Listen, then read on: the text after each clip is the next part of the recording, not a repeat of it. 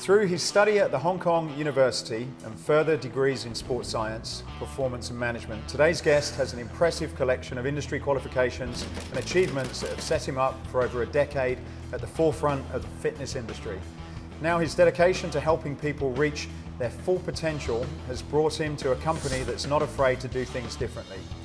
Having installed the world's first 270-degree immersive fitness studio, gained over 75,000 clients and employed more than 1,900 staff.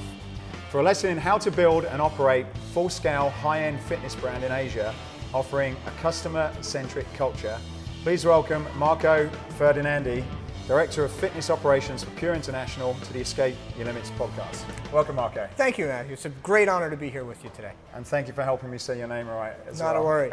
It's not as bad as mine, Janusek. You know, Janusek. Did I get that? Janusek, Okay, yeah. It looks more difficult than what it is. That's not bad. It's okay.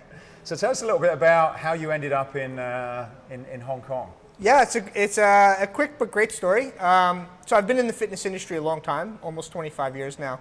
Working in New York with a company called Town Sports International, New York sports clubs.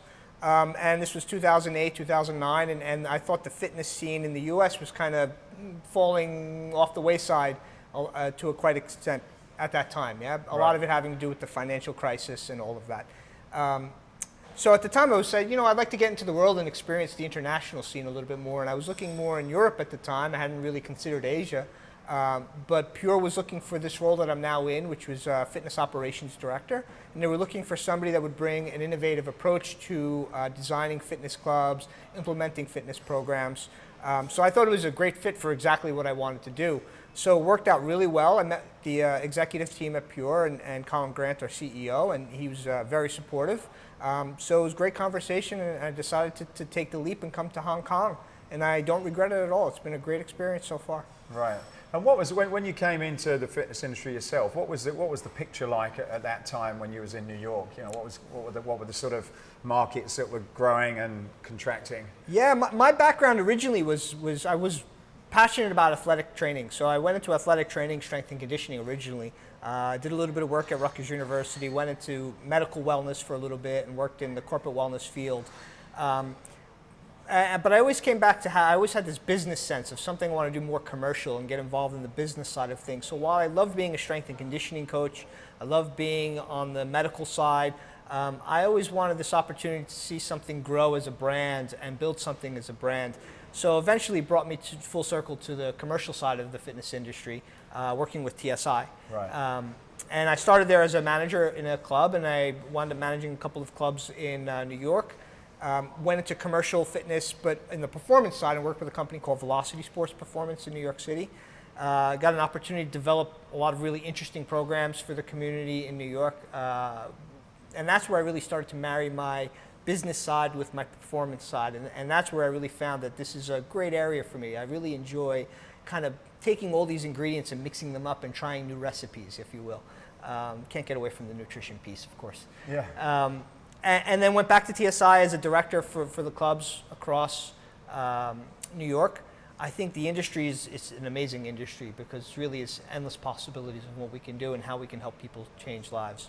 I think one of the key challenges, we always tend to serve the same group, and it's always trying to figure out how we're going to get beyond that and get more people into our family of fitness, being active in different ways. And I think the last 8 to 10 years have been the most exciting in this sense. All the boutique brands that are coming out, the different ways they're approaching fitness, what technology is doing to fitness, is causing a lot of the bigger clubs to respond in some way and try different things. And that's what's been most exciting. Right. I think it's really helped a lot the industry. And what do you think? So when you left TSI, what were the changes that were going on in the New York market? Because I guess that's been through. That's been through quite a change with the low cost coming in. How would you explain your experience at that time? TSI at the time was a mid-range club, which for a long time was a great place to be. I mean, we were right, mid-price point. I think a great product at a very reasonable price. Not on the low end, not premium. And I think what happened with the financial crisis and just the industry as a whole is we saw a contraction, that the mid-market kind of disappeared to a great extent, and we saw all these low-cost providers coming in, providing a really nice space, but not much else. and premium providers still servicing at a higher level a significant group of people. And the boutiques, when they first came in, would say, well, we're going to try something different. We're going to try a different method or a different approach to try and capture a small percentage of that group and serve them the way we think works well. So it really squeezed all the big mid-market players. Yeah? And I think there's quite a contraction in that area. Right. I think overall it was healthy for the industry. I think it was nice to kind of mix things up and start looking at things differently. Coming from my strength and conditioning background, I felt that big clubs always had a hard time really delivering a great training product. We did great with space, we did great with community, but we didn't do necessarily great with delivering a great training product. Right. And I think that's where a lot of these boutiques came in and started doing a lot of that. And now I think big clubs are really starting to, or have been, really improving the quality of the product they're delivering. Right. And what were some of the lessons that you would have learnt then? Because I guess there's probably lots of operators, even now, that are still in that mid space. And I know it's slightly different in Asia because of rents and costs and that sort of thing. But what would you say would probably be one of your takeaways about how, being in that mid space, they need to evolve their businesses to kind of remain successful? Yeah. You need to have a philosophy on how you're going to approach training people, how you're going to approach getting people into fitness. I think if you only provide a space and you put some equipment in it, that's a low-cost model to me. And that can serve a lot of people, and that's great. But if you're going to go beyond that, then you need to know and be clear as how do you want your staff to engage your members and your clients, so in the way they're going to improve their lives. I give a lot of credit to some of the boutiques out there, CrossFit being one, in that they've built this mindset around how they're going to train people. And that's going to attract a certain type of employee. It's going to also attract a certain type of member. And that's going to strengthen their results. Right, wrong, or indifferent, that strengthens results because we're all working along the same lines. So I think this is something I learned, especially in my time at Velocity, where we had a very clear philosophy on how we're going to coach athletes. And I tried to bring that back to TSI.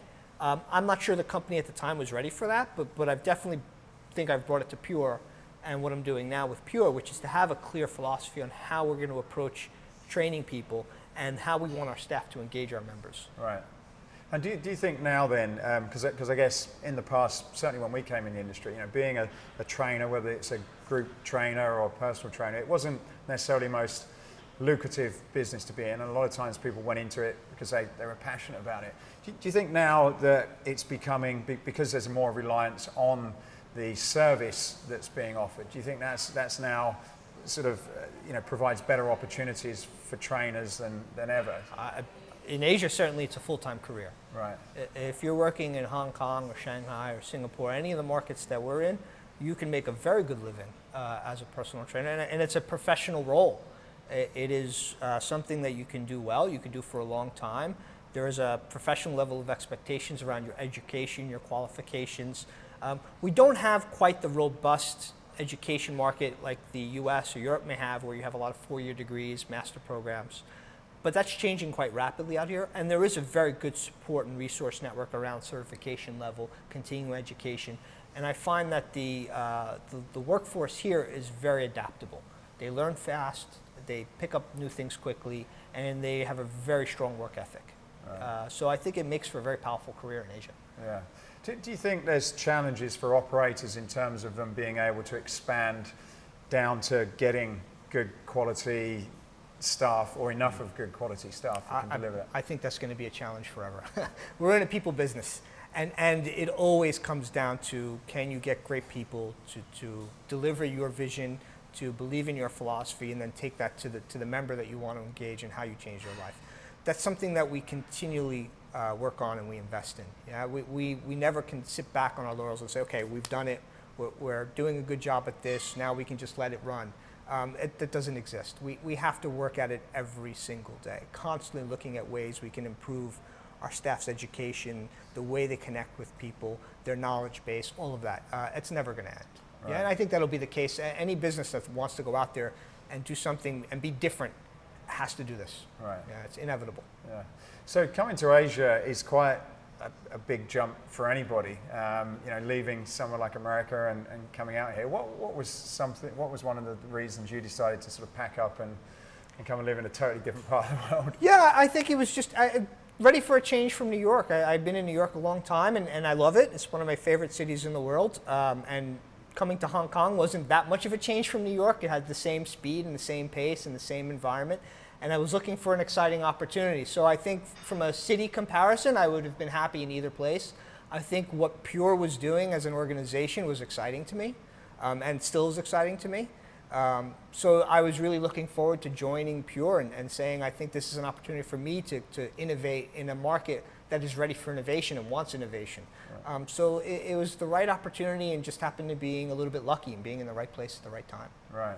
Was it, when you first came out here, was it everything you expected, or were there things that you didn't realize that you were going to come into?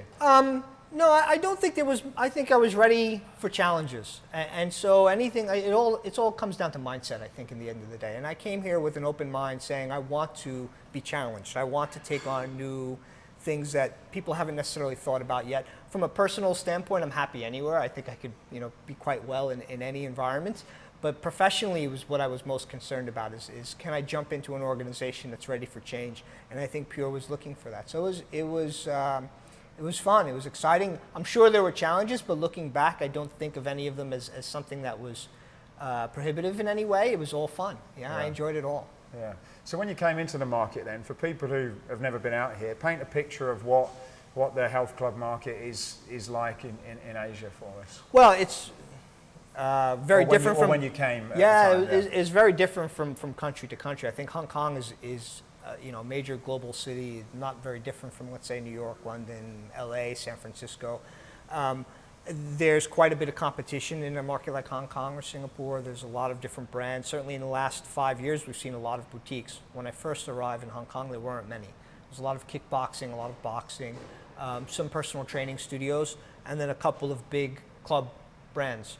And nobody really occupying the premium space until Pure came along. Right. Pure was really the first, and I think they've done a good job of getting it right. In the rest of Asia, it's quite different. If you go into China, it was mostly low-cost providers, and you could join a gym for 200 US a year. Now that's changed rapidly. As their incomes have gone up, you're seeing all these low-cost providers trying to provide a better level of service, a more premium service. You see a lot of boutiques coming in, international people seeing China as an opportunity market and trying to set up shop in China. And that's true for a lot of the markets in Asia. I think Singapore is sophisticated like Hong Kong. The rest of the ASEAN countries are quite varied, but they're all great opportunities, and lifestyle is exceptionally important to the entire community in Asia. I think they're all very interested in living a good lifestyle. Right. And as their income levels improve, they're even more interested in taking that disposable income and putting it towards wellness. Right. Do you still have the different levels like you would have, say, in the US, where you've got the budget and a bit of mid and then the premium? Or because I know from what I've been hearing, rents are pretty high in certain markets like Hong Kong. Hong Kong, the rents are insane. I wouldn't want to be a new company coming into Hong Kong. Really? Because you'd need a ton of capital to do it. Yeah, I mean, the rents are quite intense. The labor is quite intense. But in other markets, it's not the case. So I think it really depends on where you're going into. Hong Kong is a great gateway market if you want to expand throughout Asia, but it's really prohibitive to come here from the outside at this stage. Right. Has that happened here?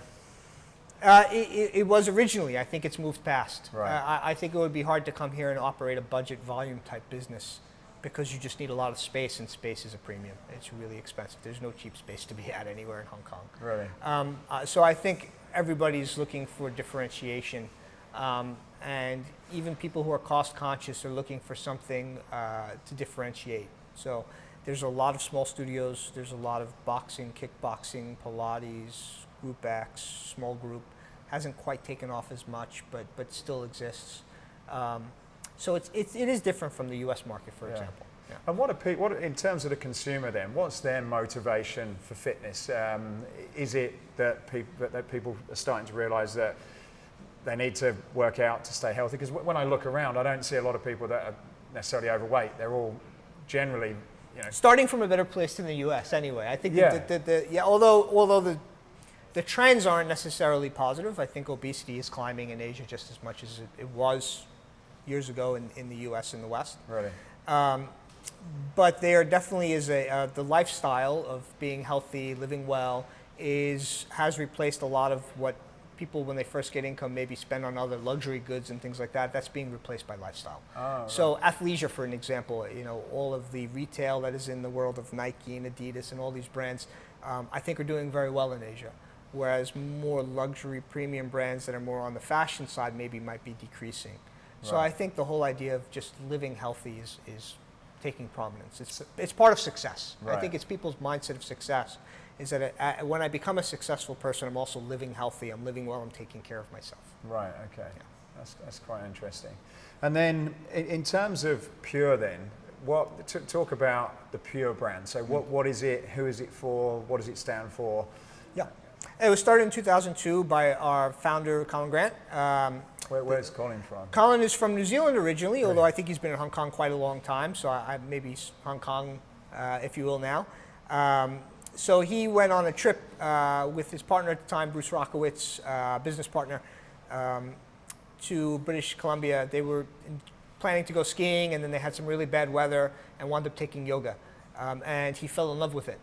So he said, this is something that I think would be great for the community in Hong Kong. And so he wound up opening a yoga studio here, quite a large one, which I think most people in the market said, you're crazy. How big was it? I think it was maybe 10,000 square feet. It's still in the same location, Centurium in Hong Kong.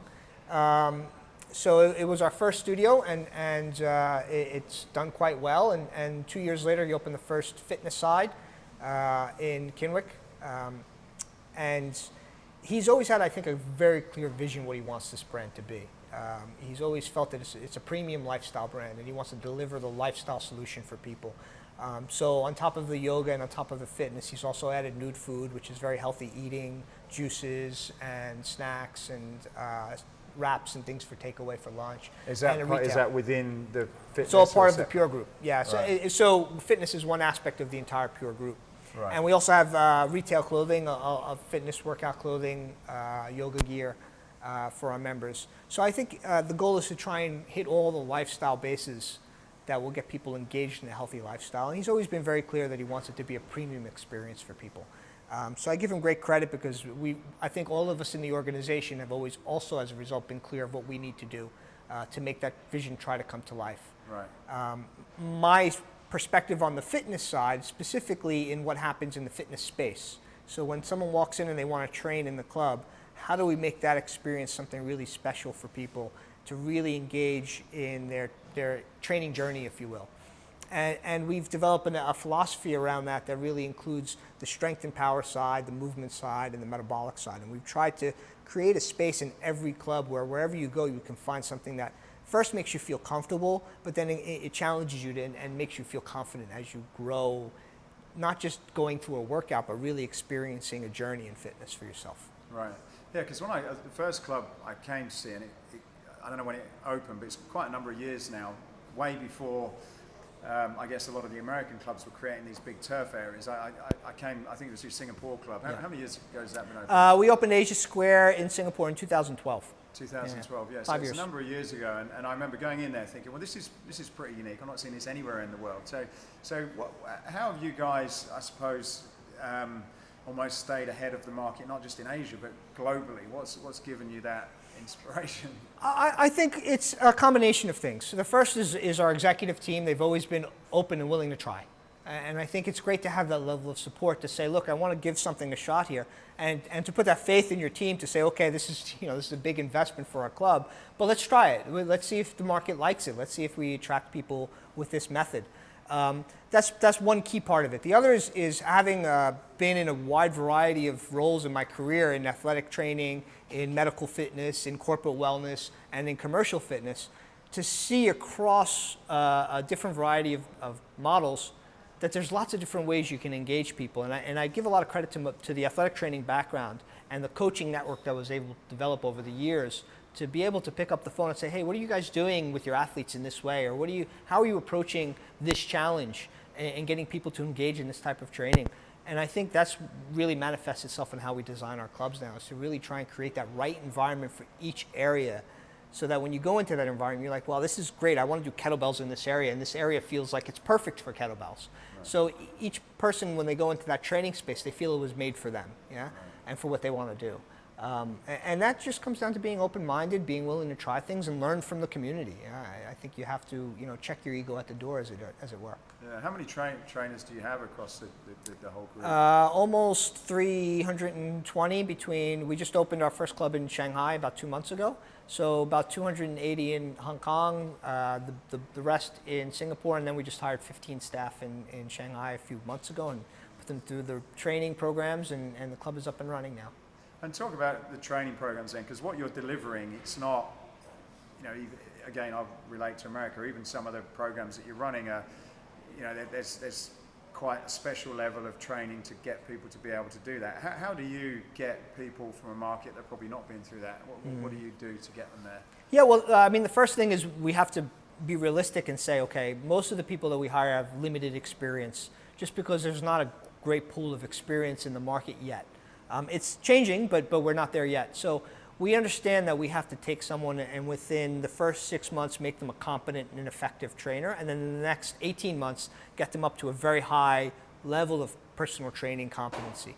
And the key is to start with a basic philosophy. It's to say, okay, these are the areas that we think are important to engage people. Let's find different training programs that fit into each area, but always reinforce this philosophy. I think if we hit them with too many things across the board too soon, they just get confused. They don't know what to do.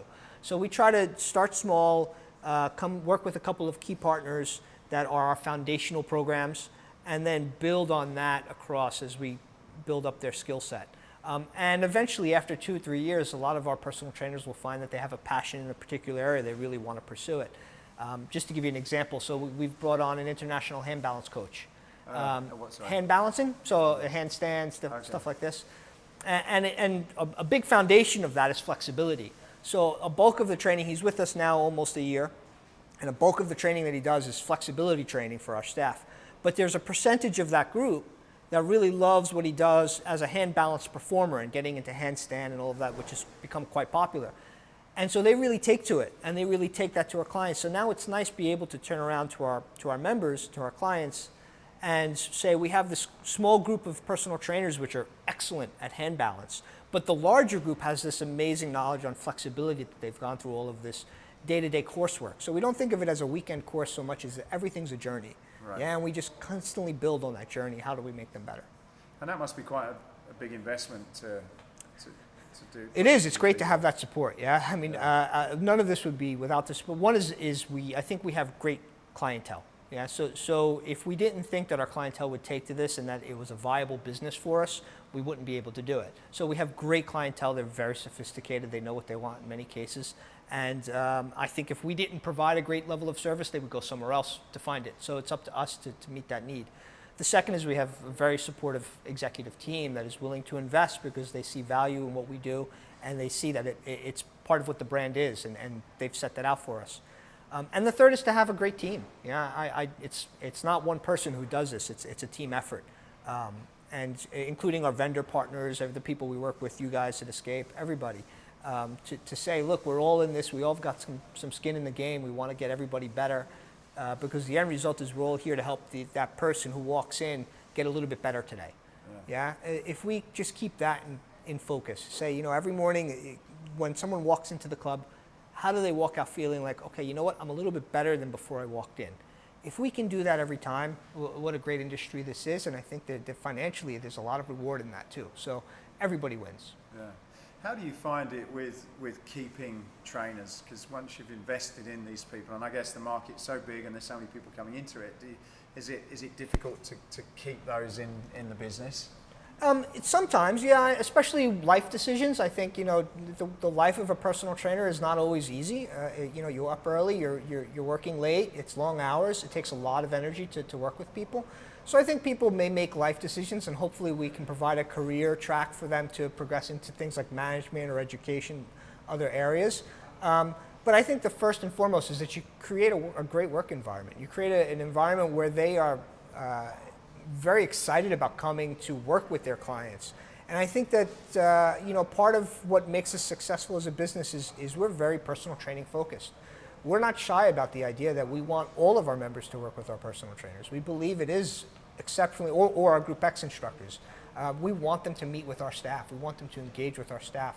and we try to create an environment that makes our staff exceptionally happy to do that. Yeah. So when we go into weightlifting, we look for great weightlifting coaches that can teach our team, great weightlifting equipment that our team is excited to train on, or the same with functional equipment, the same with a Group X immersive environment.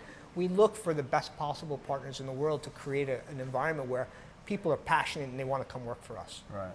And when you're going into markets like China, as an example, do you recruit? Do you have is there an Asian standard that you need people to have on their CVs before you take them on, or do you literally sort of take them from the ground up and put them through some sort of certification? Standards are being developed. Right. Reps is starting. Reps is, I think, something you may be familiar with in Europe or in Australia, is developing in China. And right. I think this is going to be good for the market overall, because from a government perspective, may not be much regulation around it. But we always feel like we need a higher standard anyway. So for us, we're willing to take passionate people and we're willing to educate them and train them. So whatever it takes to meet our standard, that's what we want to do. Right. On the group side, what's your thoughts about having trainers that are technically proficient, but then also people that are able to entertain small groups of people and have those sort of entertaining skills? Do you look for people that have got those, or do you try and teach people, or what's your view on that? Yeah, I mean, the first step is the way we manage the brand is that we really look for great leaders and managers, and we have somebody who runs our group program named Meech, and she does an excellent job identifying talent globally. So we look globally, especially in the group world. Yeah, I think for personal trainers we look very local, from people from the community. The Group X, we kind of have a mix. We bring people from Europe, South America, US, but then also a good mix of local talent. And I think it really is about creating the right environment in that group setting. That's first and foremost. Obviously, they have to have that fitness passion, they have to have a fitness background, but managing a group is a very different skill set to working one-on-one with someone. And so we really look for someone who can walk into a room and light it up. Just create an environment that is just magic for the people that are engaged. And same, we try to work with great partners. I mean, we have great partnership with Les Mills, and we do a lot with them, including the first immersive studio. And because we have a strong partnership and we work consistently with groups, we can focus on really getting good at those things that we do.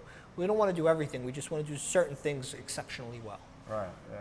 What about the consumer trends in terms of how to work out? We were in Shanghai a couple of days ago, and one of the things that I heard is the sort of, from a female perspective, being strong and muscular, which is popular in, say, North America, isn't quite as popular here.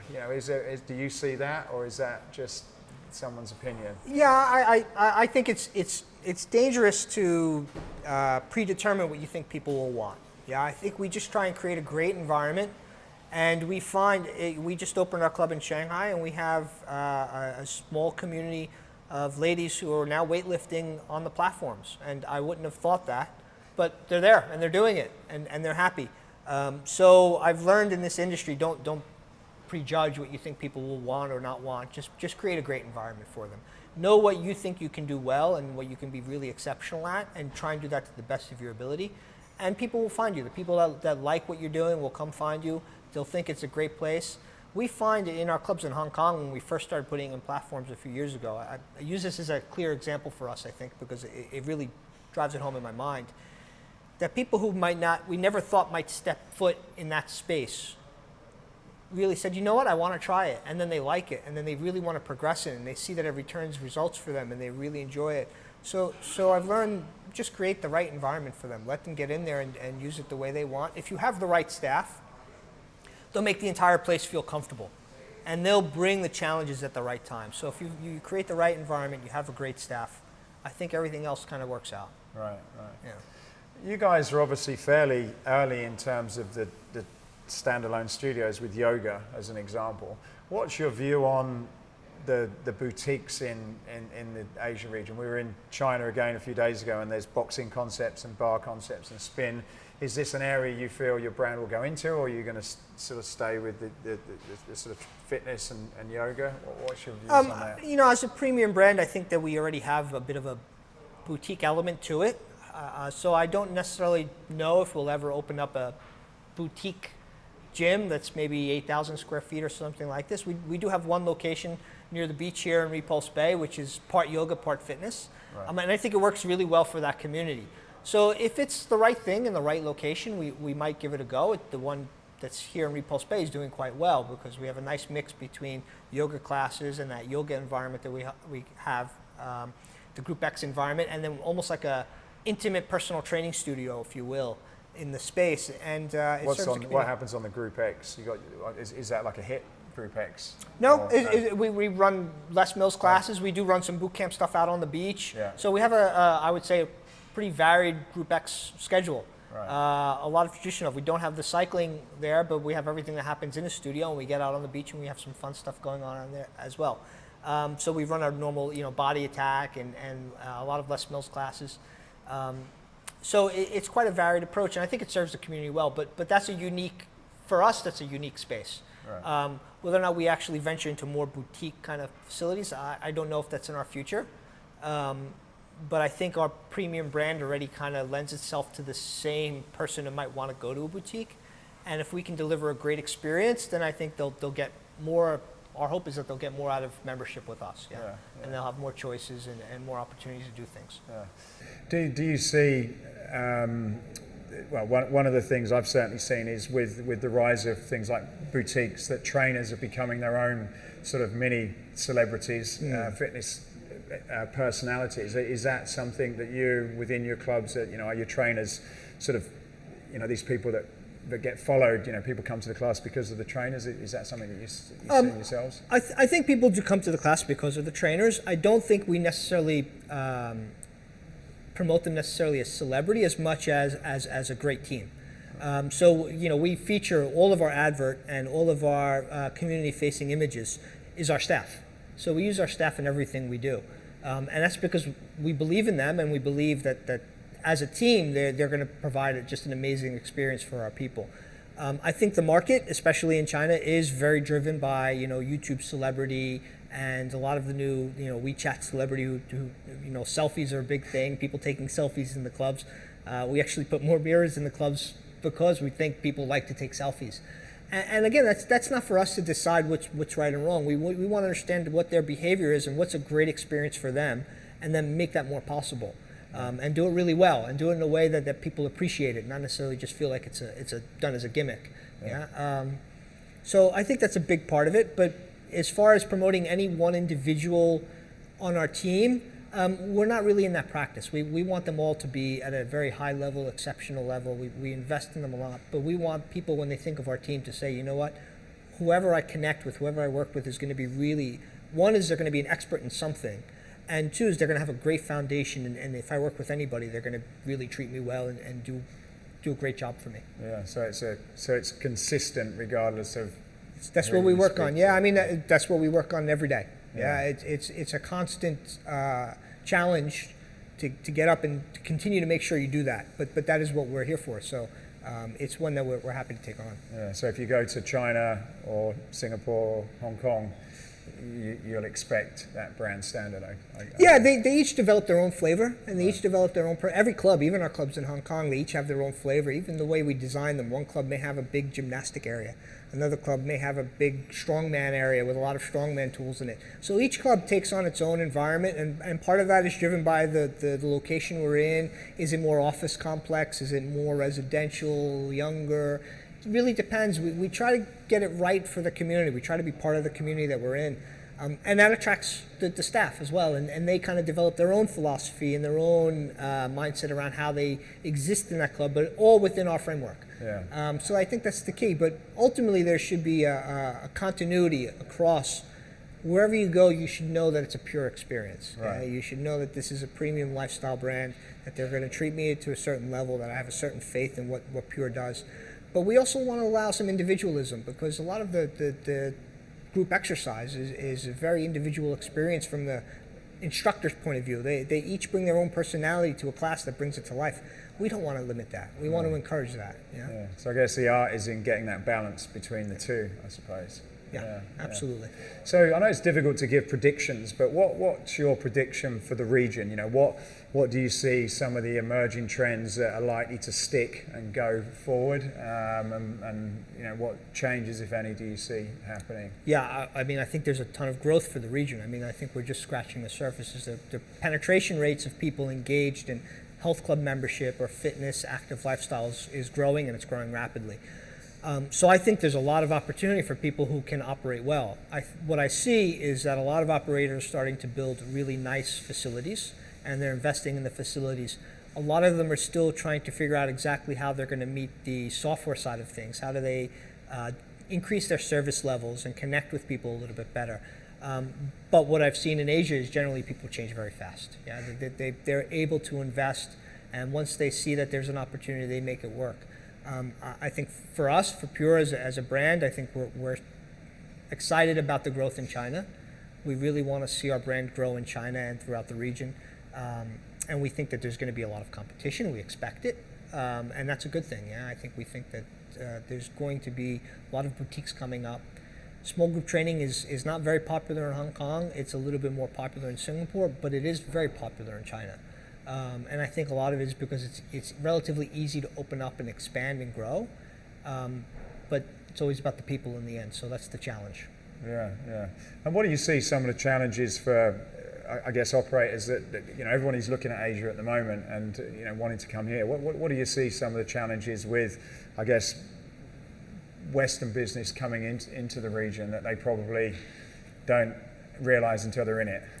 Get to know where you're going before you get there. Yeah, I think just for us going into China, it doesn't seem like a big step going from Hong Kong to China, but it was a huge step. And it took us a few years, to be quite honest. I mean, we had planned on opening quite a few years earlier than we did. And we decided against it because we weren't fully confident that we understood the Chinese market yet. So we got to know it a lot better. And I think that's really important. Not just the business side, but the culture, the people, how they behave, how they use the environment that they're in. I think that's critically important, is really getting to know the market a bit first. So if you plan on coming out here, you have to come out here yourself first and spend a little time, get to know the market a bit, and then see what makes sense for you. Because there's a lot of opportunity, but there's also a lot of options. And choosing what the right first step is tricky. Yeah, where do you go, what do you do, and how do you do it? Yeah. Coming into Hong Kong is very difficult. It's a very expensive place. It may be a great place to start if you're an international brand, but there's a lot of reasons why you might not want to do that. Same is true for China or any of the ASEAN countries. Yeah, they're all have opportunities. So there's a good reason to think about it, but there's also make sure that you take due diligence to get out there and understand the culture and the people. Yeah, and so a few people I've met have said to me how expensive it is, even this office that we're in at the moment. Do you know what sort of typical rents are in Hong Kong? A lot. Put it this way, you're paying more per square foot here for retail space than you probably would be in New York or maybe London. Really? It's on par with Tokyo. Yeah, I mean, we as a premium brand, we tend to find ourselves in premium locations naturally. So there's not a huge availability of this type of space in Hong Kong. What I do notice, though, is that lifestyles become so important that many of the key buildings that we'd want to be in actually want us there. They see us as an anchor tenant, so they're willing to give us a great opportunity to be there for the long term and give us a favorable lease because they see that we're not just valuable. We're valuable as a brand, but we also bring people into their location and we create value for them as well. So they're giving us better opportunities, and I think that for us in particular, maybe the rents are coming down a little bit. But I don't know if that's true for the rest of the market. If I were a boutique operator, I'd be concerned. We see a lot of places that open up, and not because of lack of customers, but because of the increasing rents, may have to close in 3 years or find a new location in 3 years. So that's difficult. Yeah. The market is there, the people are there. It's just difficult to operate with increasing rents. And I heard also in certain landlords, you can only get 3-year leases that you have to renew. Is that correct? I think if you don't have the background, the reputation, and the history, then that's quite common. Right. We're in a great place now. I think people know us, trust us, see us as a great tenant. We try to have a good relationship with all of our landlords, and I think that gives us better opportunity to have longer term visibility on what we do and to negotiate leases that are fair. And I think if I'm a new operator, it's tough. It's tough coming in here. Yeah. Maybe a little bit better in China, but even then it's still difficult. I mean, for us going into China Hong Kong is not a foreign brand, but to some degree it is in mainland China. It's more difficult for us than it would be for the local Chinese brands to find locations and get deals. So until we have that reputation, we're in that category as well. Yeah, I guess you've got a good track record, I suppose, that you've built up in other... The good news is that we have a lot of the landlords that we work with here in Hong Kong or that we've worked with in Singapore also have great locations in Shanghai and Beijing. And so we get to build long-term relationships with these same people over time, and they know us, they trust us, and we have great working relationship with them. So we're able to get some great sites overseas as a result, or in China as a result. Yeah. So what about you as individually? What are some of your aspirations and goals then? Where do you see yourself going? It's a great question. I think it's good to stop every now and again and see where you're at and take kind of stock on how you're doing. And I think part of it is having a great team around me that gives me great feedback all the time, and that I get to work with them on what they're doing.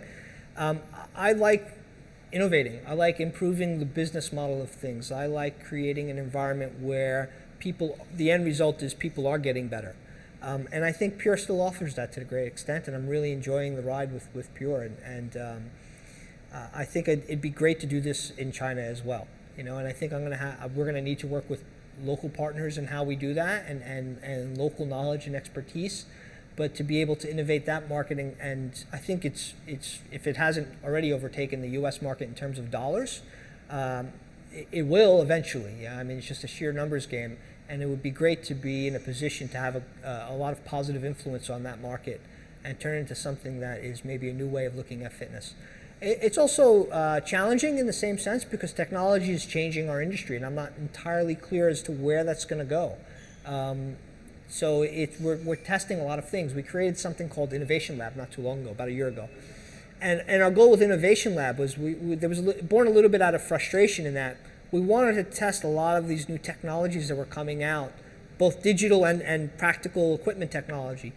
We didn't have a great platform to do that, and we didn't want to necessarily just take a risk and put it in a club. Yeah. So we created Innovation Lab to basically have a dialogue with both the vendor and our members and say, we're going to try something for a period of time, and we want to get feedback from both sides, see how we can improve the quality of the product, see if it's even viable for fitness. We try things that we don't even know if they'll be applied in our world or not, but we just think that they're cool and they have something to do with the lifestyle experience in some way, shape, or form.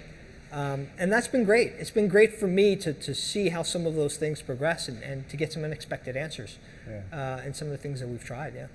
So if someone's listening to this and saying, I love what you've done, I'd love to come out to Asia, I've done my time and I'm looking for a new break. Are you looking for people from America, Europe to come and be part of the team? We need talent. We're always looking for talent, and it's great to have a diverse team. And certainly I've benefited from that. So personally, I'm very thankful.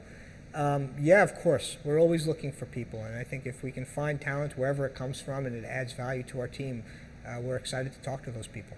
How do people go about finding you if they are? Like, we can leave some notes in the podcast, but what's an easy way for them to sort of... Pure-fitness.com. Pure-fitness.com. Yeah, our website is great. Yeah, we have all of our information on there. A little bit about our philosophy, about our clubs, our programs. I think people can get a pretty good sense of that. We have a Facebook page, Pure Fitness, that I think gives a pretty good sense of who we are and what we try to do. Yeah. And just before we finish then, I've got a couple of sort of quick questions about you personally. Awesome. So what one word describes your business style? Collaborative. Right. Yeah. I try to work with people. Yeah. Yeah, I don't believe I know everything. Matter of fact, I've probably made more mistakes than most people. But it's the collaborative effort of a team that I've always enjoyed. It's what brought me into the athletic environment to begin with. So I still enjoy working with people. Yeah. Okay. What's your best time-saving or shortcut hack in your day? You've got a lot of clubs. You've got a lot of responsibilities. Is there anything technology or you've seen? Actually, in one sense, I'm still very old school. I write it down. I take a notebook into every single meeting I go to, and I write it down. After I leave the meeting, I take those notes, and then I put it into a digital form on my calendar or wherever it needs to go. But I have to write things down. My memory's not great, so. Yeah. Is there a piece of technology or app that you can't live without? I used to think so. Now things change so fast, I don't really commit to anything anymore. I think mobile phone, but the mobile phone changes every year, so whatever that new mobile phone will be is become an essential business tool and life tool. I think people just have to find what works for them. Yeah. For me, not really. No, not really. Yeah. Not really. In terms of gaining new ideas, is there any books, podcasts, shows, or anything you do to sort of feed your mind and get inspiration? If so, what is it? I go through phases. I like learning something new quite consistently. I'm always intrigued by new areas, and I like to stay engaged in different mindsets to gain a perspective. So I always pick something from the world of athletic development or fitness training. I just completed Exos performance course. So I'm still doing certifications. I've been in this industry a long time. I'm still getting my certifications done. Still learning that. But I also like philosophy in different areas. I've started getting into Stoicism a little bit and learning about that. So I think it's important that you can continue to learn every day something. Yeah. And if you find something you're passionate about, go deeper, but still keep a mind on finding other things that maybe you're not so clear on or that you haven't experienced in life, because that adds richness to the whole experience. Yeah. What's the best piece of advice you've ever received? Try. Yeah, don't worry whether or not you're going to be successful or not. Give it a go. The worst thing that can happen is it doesn't work out and you just try something different. It's okay. I think one of the great experiences with Pure has been that we've been willing to try new things. And I'm sure we've tried more things that haven't worked than have. But those things that have worked have been really fun and they've really changed people. So you have to be willing to try. Yeah, okay. And then the final question, so Escape Your Limits is about escaping what you either have previously believed is impossible or someone's told you is impossible. What would be an example in your career of where you've escaped your own personal limits? Wow. I don't know if it's career related. I'm a horrible athlete. I'm too slow, too short, and never quite great at sports. But that never stopped me from being into athletics. I love it. Yeah, I love competing, and so I've always been engaged in sport in some way, shape, or form. So for me, that's been a big driver behind my motivation is to take people who don't think that something's possible and be able to do something just through their focused effort. Yeah, just to say, okay, this doesn't naturally come easy to me, but I can still do it. I can still get out there and be effective at this and still enjoy it and still take something positive away from it. Yeah, fantastic. Yeah. Well, Marco, I appreciate your time. Matthew, thank you so much. This was fun. Really enjoyed it. Small piece of it. Yeah, thank you again. Thank you so much. Really appreciate it. Thanks. Awesome. Hey, I hope you enjoyed this podcast. If you did, then please go over to iTunes and subscribe to the Escape Your Limits podcast. Leave a review, leave a comment. It really would help us a lot to continue to keep these going.